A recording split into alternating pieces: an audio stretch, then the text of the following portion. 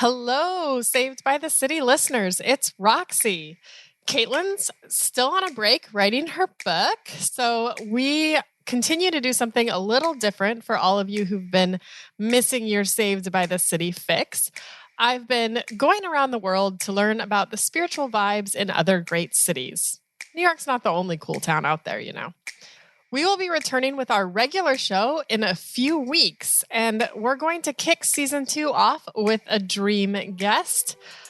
All I'll say is she's going to put your heart in motion. But for now, put on your fancy pants and meet me down at the Grand Ole Opry. We're headed south to Nashville.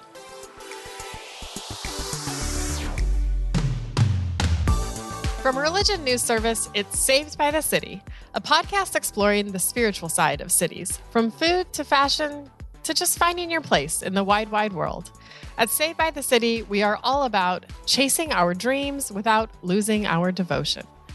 For this week's summer series, we are headed to country music Mecca and Christian hipster capital of the world, Nashville, Tennessee. My co-host today is a recent transplant to Nashville and the author of the new book, Abuelita Faith. Please welcome Kat Armas. Hi, I'm so happy to be here. Thank you for having me. Yes, I'm thrilled that you're here. Thank you. And especially because you are very pregnant right now. So pregnant that you could possibly give birth as we speak. That would be great, actually. I would not be mad about that. Well, we've never delivered a baby on this podcast, so that would be something new. So you have recently moved to Nashville while pregnant. So give me your gut reaction so far. Yeah, I mean, I will say it has felt like a culture shock leaving LA. And I was really nervous to come to the South again. And by again, I mean, I lived in New Orleans before living in LA. And so kind of coming back to this side of the country was a little nerve-wracking for me. But I do have this one story that I feel like kind of encapsulates my time here. My spouse and I had been here only about 2 weeks. And all of a sudden, our kitty just gets unexpectedly sick and she dies within days. It was horrific. No. And it was so horrible. And we were so close to our cats. Yeah. We're major cat people, you know? They were leash trained and potty trained, in the toilet. They were really okay. Yeah. That's amazing. Really bougie kitties. Yes, I'm pregnant. And so I am very emotional and very hormonal as that comes. And, being in a new place where you don't know anyone. And, we were kind of just grieving alone, in our living room with boxes on the floor, and our little kitty just unexpectedly is gone. And we had all these plans to do this yard for her and whatever. And so my spouse and I, in a moment of weakness, we went to the shelter and we adopted a puppy. Okay. I've never owned a puppy before. Oh, puppies are a lot. Yeah. And so it was a very fun discovery to learn that puppies are only cute in theory. They are not cute in actuality. So to make a long story short, we adopted this puppy. It's just this adorable, hellish dog. And we're just trying to survive, with this dog and keeps jumping on my belly. It was just a hot mess. So one of the nights, we're like, we need to get out of the house and take this dog on a walk because it has so much energy. And so we open our back gate, and something I've learned about Nashville, there's a lot of alleyways behind homes. So we open, we live where there's an alleyway behind us. And as soon as we open the gate, we meet this older couple, and they have one dog that they're walking and then another dog that they're carrying. And they just kind of, they're a silly, goofy, adorable older couple. And hi, a puppy. And so we kind of just start talking about the puppy, and they, they look at my belly. Oh, and you're pregnant. Yeah. And so it was a really cute moment. And all of a sudden they put their dog down, and the one that they were carrying, and the dog was on its literally deathbed. The dog was blind, and the dog just starts bumping into everything. It was just this really weird, hilarious moment. And then so we go around on our walk, and when we come back, literally they had wrangled all our neighbors together, and our back neighbor, our side neighbor, our other neighbor. And there was this block party happening. Oh my goodness. I mean, not a literal one, but yeah, it was just they were so friendly and sweet and adorable. And, So we come back and they're like, have you met your neighbors? And we're like, no, actually we haven't. We just moved in and we've been like, my face was still red from crying. And we're like, no. And so they just introduce us to all our neighbors. And then they say, all Wow. right, well, it was so wonderful meeting you guys. And they just like sort of disappear. And my spouse and I have this joke, like, were they angels? Like, we've never seen them again. Oh, wait, They what? They weren't like also neighbors? They were No. just... Like, we've never seen them Wow. again. We have no idea where they live. They just like appeared and then disappeared. And it was honestly like we ended up staying out for like 2 hours with our neighbors and Oh, wow. chatting with them, and they all also have puppies. And so now our puppy has, our hellish dog has play dates. And we walk inside, after that moment. And I was like, I think that was like one of those like really spiritual, divine moments of like, Oh, my goodness. I really needed that. Coming from LA, I lived in intentional communities my whole time there. And so I was so used to knowing my neighbors. And I was so sad that we were so lonely and I didn't know any of them. And here my hellish little dog ended up introducing me, through this like couple to my neighbors. And I feel like that's been such a beautiful little like story that has encompassed like my time here so far.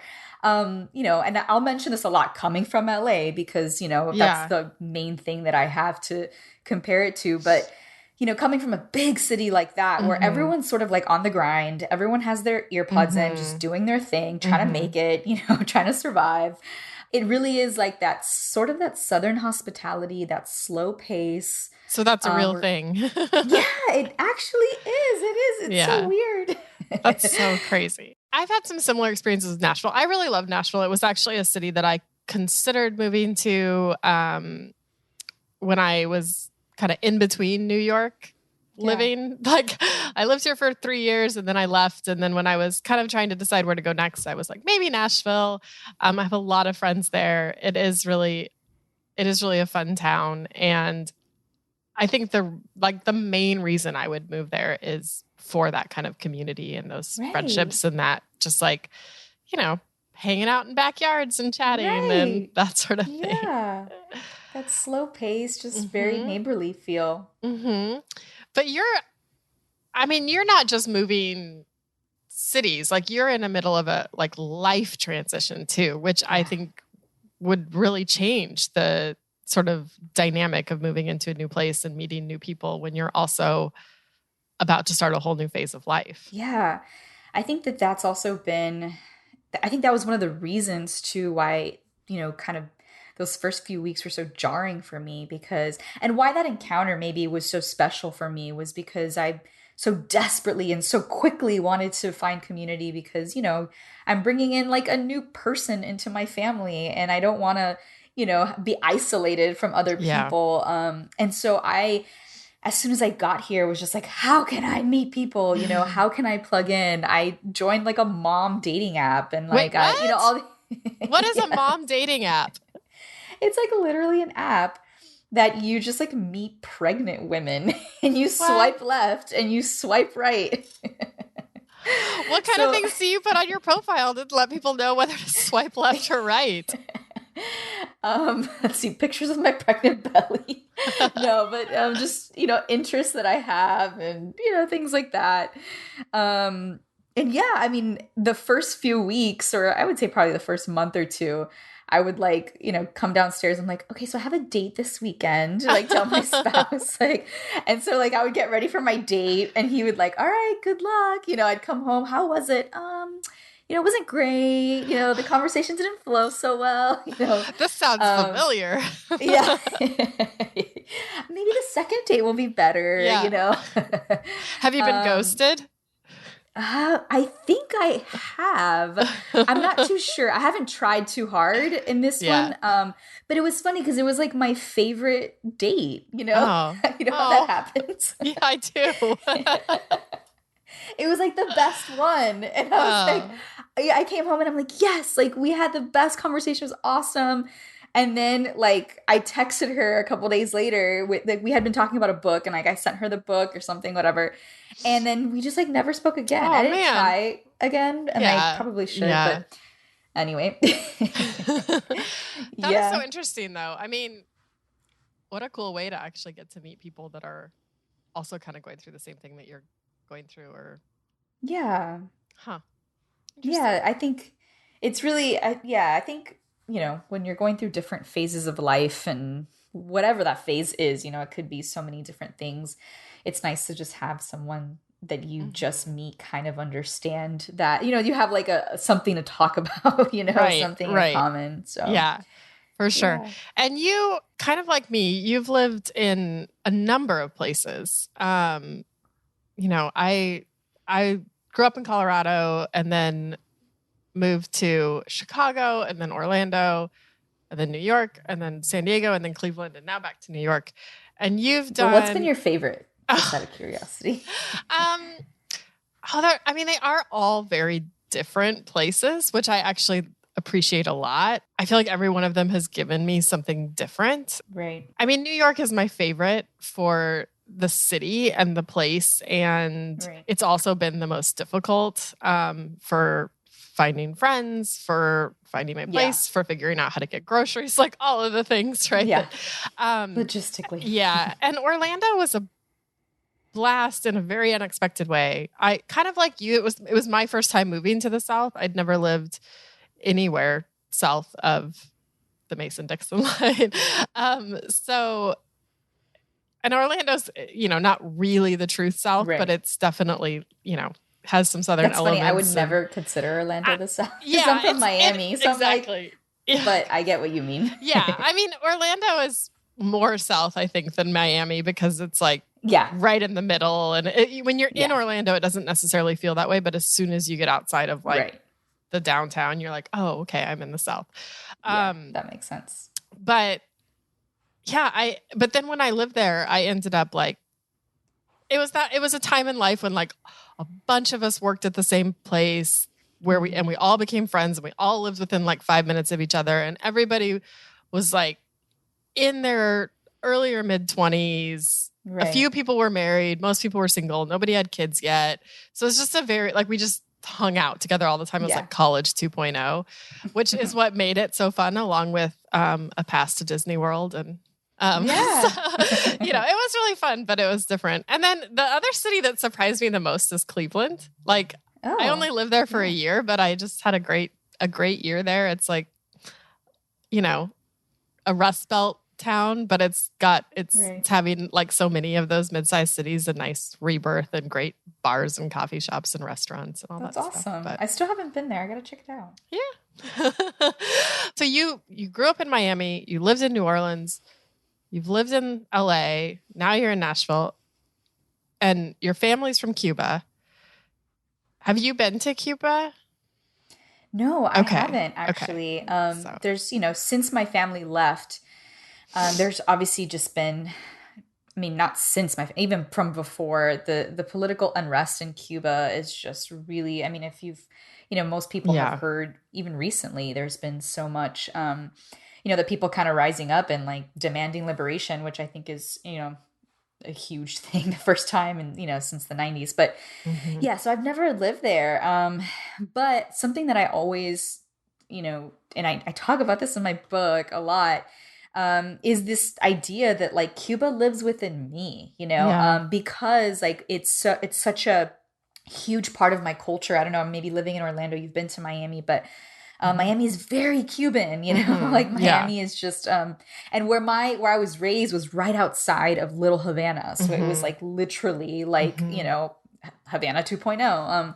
And when a lot of people left from Cuba to head to Miami, I mean, they sort of recreated their old lives, their past lives, because of the trauma of exile and displacement. And so I think it's just a fascinating place, really, it really is. And, of course, there is so much political, even now within Miami, of, I don't know, tension, I guess is the best word I could use. But yeah, I've never lived in Cuba, but living in Miami, it feels like I have, in many ways. Yeah.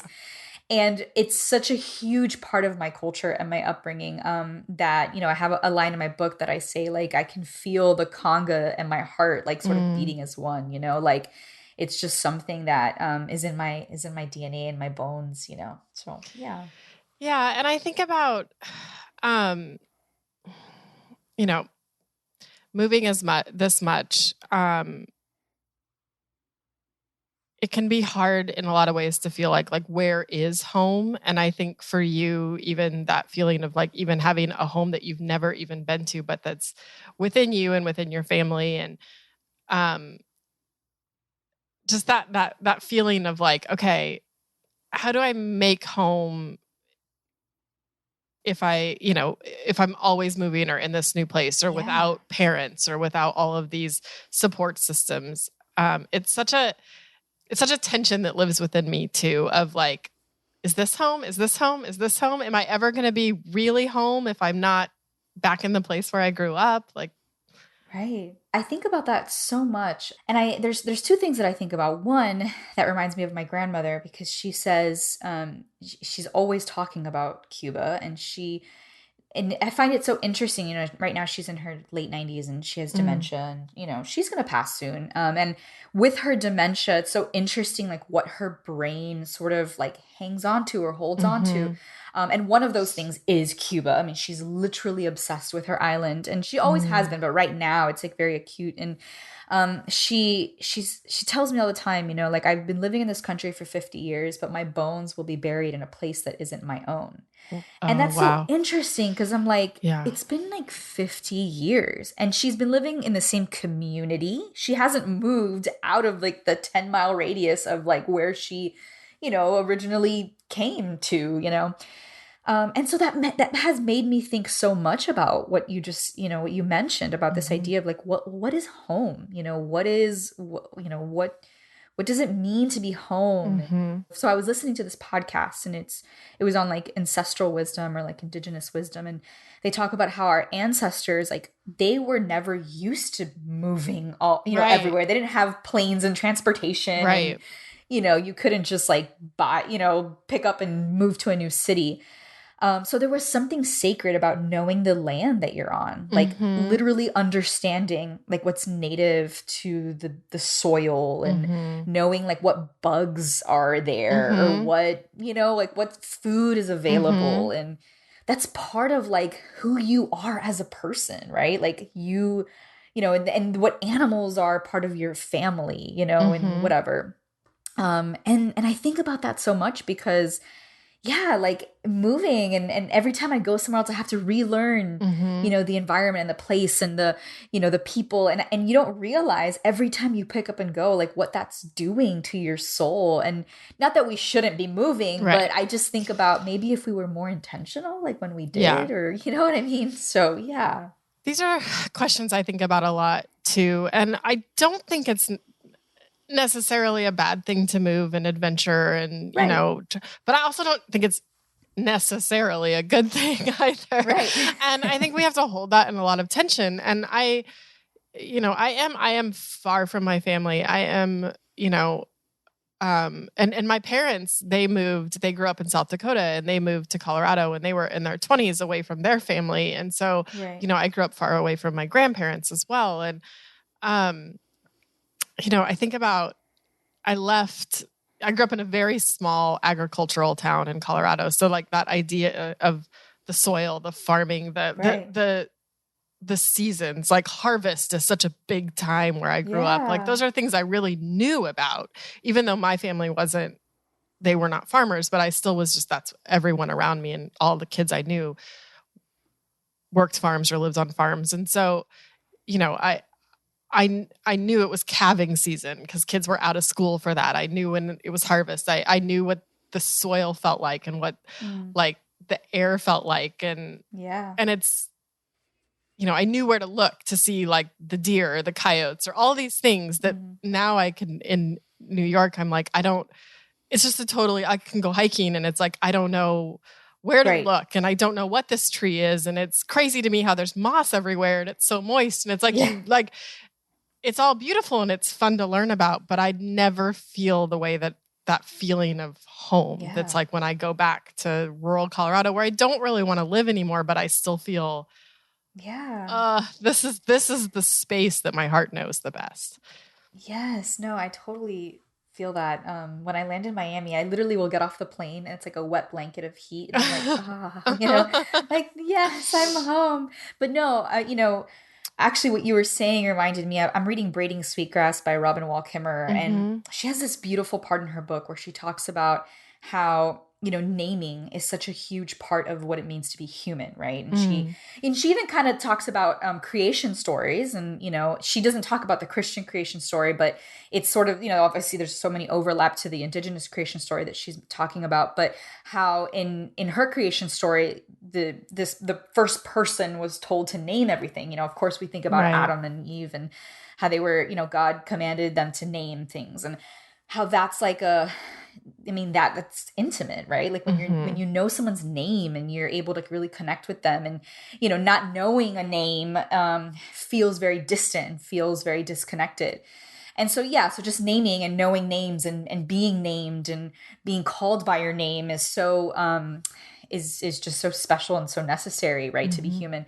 And so she kind of ties that to like how we, for the most part, many in our culture and in our world, we don't know the names of the plants and the Hmm. the bugs and the whatever, the animals that are living in our own backyards. And I remember when I Hmm. read that, I was like, oh, I want to, I don't even know the name of the tree, this huge Hmm. tree that's in my backyard that I absolutely adore because it provides so much shade because Nashville's so hot. And I love this tree. And it's like, I felt so like, I don't know its name, like I need to learn Yes. this tree's name. And there's just something so intimate about that. And so I love that that was, that you mentioned that's so big that you know all the names of all the things growing up. And so, of course, when you go back home, it's just like, oh, yeah, this is familiar. It is. Yeah. I do have an app for that now. Oh, share it with me. It's called Seek, Seek, and it's like Okay. it's an app where you open it and it's got like a camera and you can like point it at a tree or a plant or a bug Yay. or anything and it'll tell you what it is, which is great. I feel like I've heard of this, but I hadn't. Yeah, it's I perfect. use it a Thank lot you. because Yeah. that's one of the things that I've sort of actually a couple of like I guess it was like last summer I was because of the pandemic like I was trying to get out of New York Yeah. City pretty like every weekend to go on hikes and different things. And so it was the first time I'd really explored like the broader upstate New York in a more significant way because I just wasn't going Right. anywhere else. And that was one of my feelings when I was doing that was like I don't know this landscape at all. Like I don't Right. recognize the trees. I don't, and so that's when I like got that app and I'm like, I'm going to start learning some of these things. But there Yeah, are I love it. so many trees here that I never remember. I But love that so much. all right, well, I have a few questions for you about moving from LA and an intentional community to Nashville and how you're thinking about being intentional there. But we are going to come back to that in a minute after we give a shout out to our patrons. Religion News Service is an independent, award-winning source of global reporting on religion, spirituality, culture, and ethics. For the best in global religion reporting, religionnews.com. And if you like what we're doing at Saved by the City, let us know. Rate and review us wherever you get your podcasts. Send an email to sbtcpodcast@religionnews.com or follow along on Twitter at #SavedByTheCity. While we're talking about being embodied in these things, I would love to hear a little bit more about your book, which just launched. So you birthed the book into the world, and now you're going to birth the baby. So big year. So tell us a little bit about Abuelita Faith. Yeah, I say I just birthed my first literary child and then I'll birth my biological child. Abuelita Faith just kind of wrestles with this idea that, some of the greatest theologians the world will ever know are those whom the world wouldn't consider theologians at all.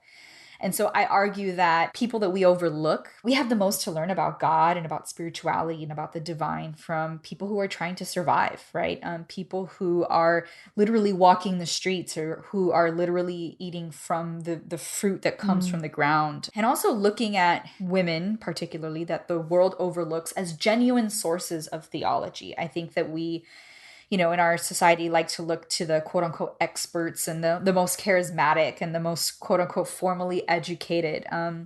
But that, in my journey of seminary and in my journey of formal theological education, I realized that so much of it was theoretical and so much of it was heady, and none of it touched, reality or genuinely lived experiences. And so a big part of that is place, is localizing yourself, is sticking your hands on the ground, is getting to know the people who have struggled and survived, right?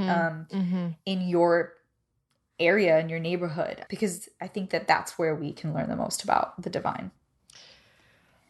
Yeah, I recently, just a couple weeks ago, went to the Tenement Museum in New York for the first time, which is, it's this part of, it's on the Lower East Side in New York, and it's a museum that of old tenement buildings where tons of immigrants have lived over the history of New York City. So there's all of these stories of, and a big part of what the museum does is really like, they take you through a person's story based on like census data and all of this stuff. And so you can do all these different tours of people's stories, but, they have stories of Irish immigrants, of Eastern European immigrants, of, during the Holocaust, like so many of these people who ultimately made New York and built New York over history. And it was the first time I'd been, and it was such an interesting like way to, as you said, to not only localize my story in a place, but in a timeline too, of like, this is, New York has been built by all of these people who have moved here from so many places in the world and in the US. And just to kind of know the history of our city that way. It's another, if learning the trees is one part of a commitment to New York, like learning the history of these different parts of the city and the people who have been here is, maybe that's my next year's commitment. Yeah, no, that's huge. I think that and that kind of goes back to what we were talking about earlier, of just this idea of being intentional when you get somewhere, and not just like going on, just living your life, but really understanding like, what's the soil that I'm standing on? Like, what were the struggles here before I got here? Who survived here, and who, I think that that's so important. And you just kind of sparked my imagination to look for things like that here and get to know, just more history. When I lived in New Orleans, that was huge. I mean, New Orleans is such a historical city, obviously, but I remember, leaving New Orleans and realizing like, man, because I was in a very conservative Christian space at that time. And I just remember thinking, so much of the conversation was about the spiritual, the voodoo and the demonic, all this, Right. And I just remember like, that's what so many people were like obsessed with. And I'm just like, but we didn't talk about the demons of slavery and the demons of white supremacy that live in this dirt, and we're just talking about voodoo. Like, come on, And so I literally, like my husband and I, we spent time just really understanding how just slavery,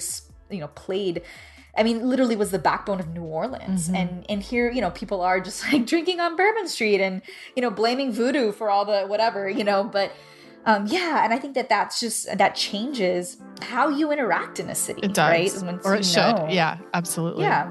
Absolutely.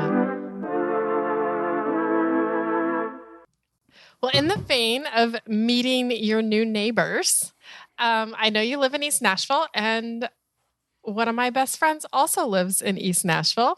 So I figured we'd have a little meet cute right now, and you'd get to know one of your neighbors. So fun. Welcome to the podcast, Tyler Huckabee. Hey. Hi. So nice to meet a new neighbor. Nice to meet you too, Kat. Well, how are we neighbors, or are we like? I think so. I'm in East Nashville.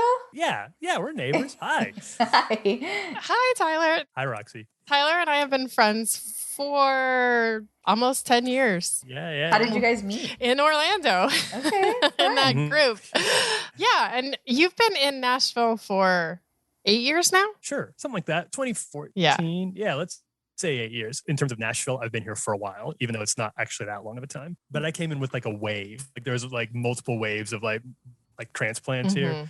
And so I was part of I was too late to be one of the like old Nashville people who are like, oh, you guys don't know. You guys don't have no idea what it was like to be in Nashville back in the day, because I don't have that. But I have been here for a little while. One of the wave of Christian hipsters. It's sort of the Tyler Huckabee theme. If you hear any hot tips about where's next, let me know. I want to try to be first this time. I want to be an early adopter instead of like come with the crowd. Well, we brought you on to be an expert Nashvilleian. Is that what you call yourselves? Nashvilleites? I have no idea. So I'm learning. I think so. Yeah.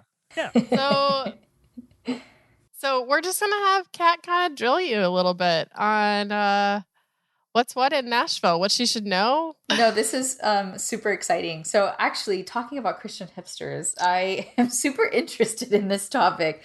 Okay, my first week here, so I'm pregnant, and my first week here, I was like dealing with debilitating back pain. So I was like, I need to find a chiropractor. So I just found like the first one that could take me and, whatever. So I drove out to Hendersonville. Okay. And I get there and I walk through the door and they are blasting Christian music. And I'm like, what is this?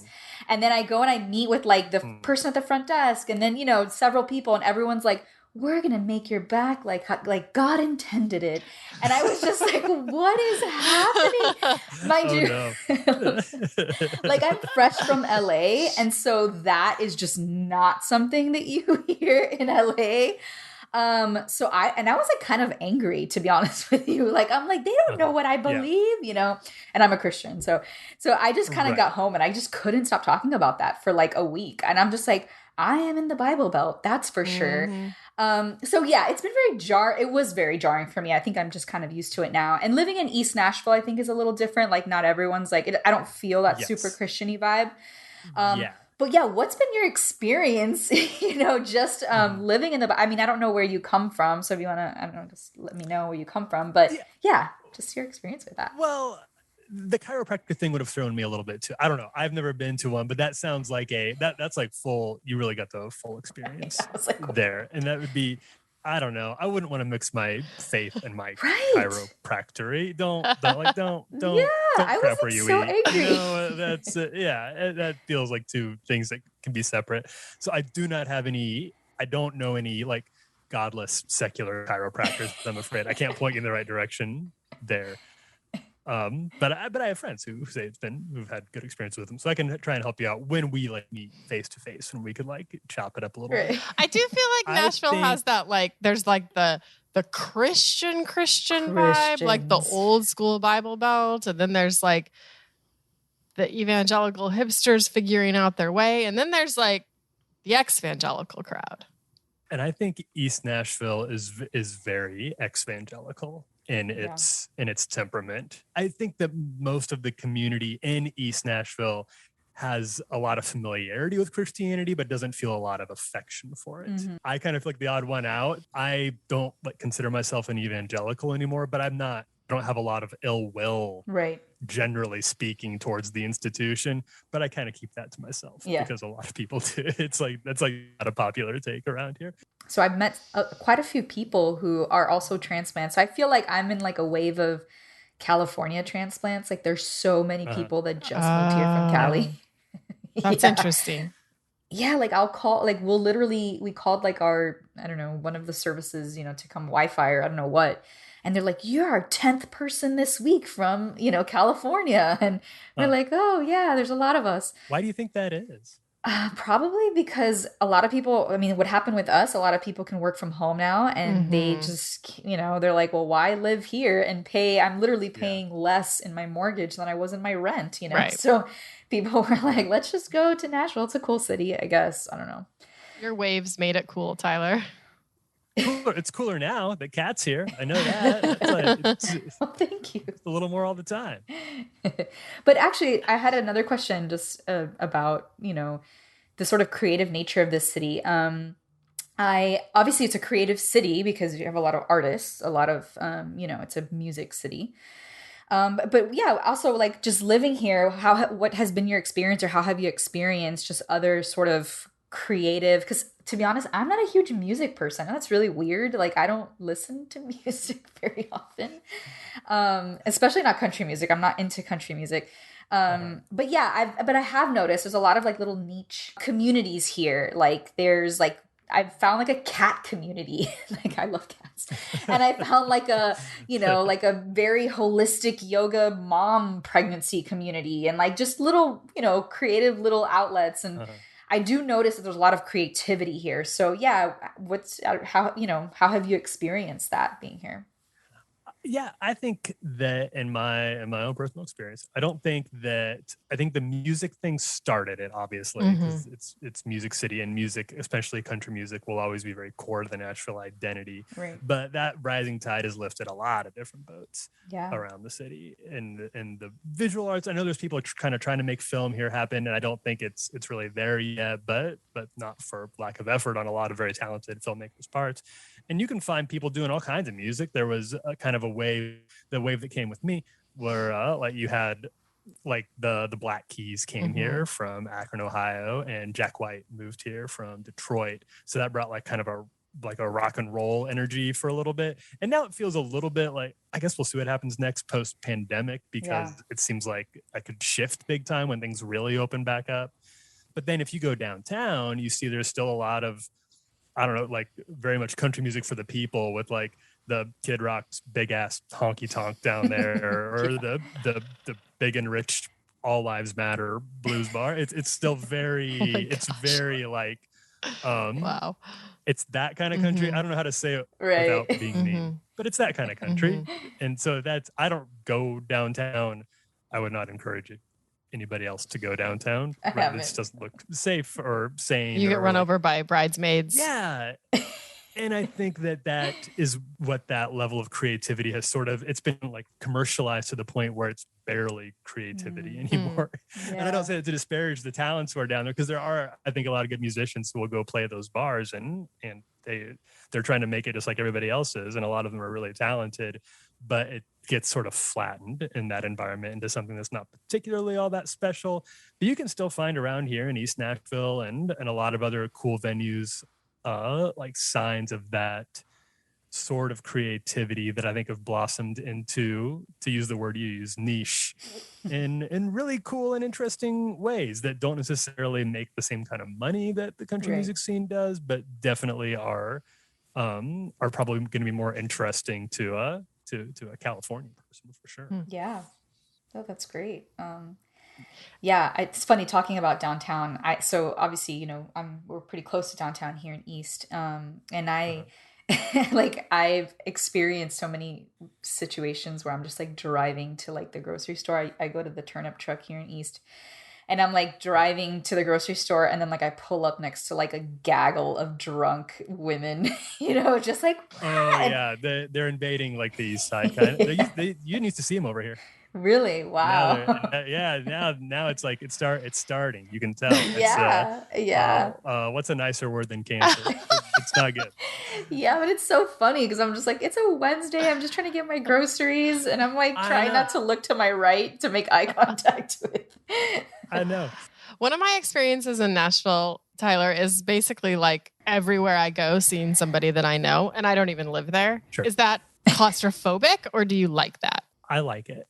Usually it can be maybe sometimes sort of irritating, because you find out it does teach you a lot about like who your friends are, and there's that very common experience that I think everybody is pretty familiar with, where you find out that all your friends were hanging out but you didn't get the call or something like that, and then you run into them out and they're like, oh, we were just about to call you, like that sort of thing. Like, it's very easy for that to happen in Nashville a lot. I think maybe it's literally just me, and people don't call me to hang. And when you moved here, did you know people when you got here, or did you just start meeting people when you did? No, not really. For a long time, I was just like Liz's boyfriend when I moved here. And that takes a little bit of time, especially if you're like working from home. There's not a lot of, it's hard to know how to go to meet people. So I'm sure you'll make friends faster than I did. But it probably took me a solid year to but it would take a year kind of anywhere to find your own identity and your spot. Well, I would love for you two to meet in real life. Because you really are probably like walkable distance from each other. So, and Liz is awesome. So you guys should definitely get together. She is. She very is. Well, we also shop at Turnip Truck, so we can't be that far. Maybe we'll see each other there at some point. That'll be a real meet cute for sure. Yeah. I could spot you from across the way, mask or no mask. And then we can show. She works at Lou. Have you heard of Lou? Oh, I've heard of it, but I haven't been.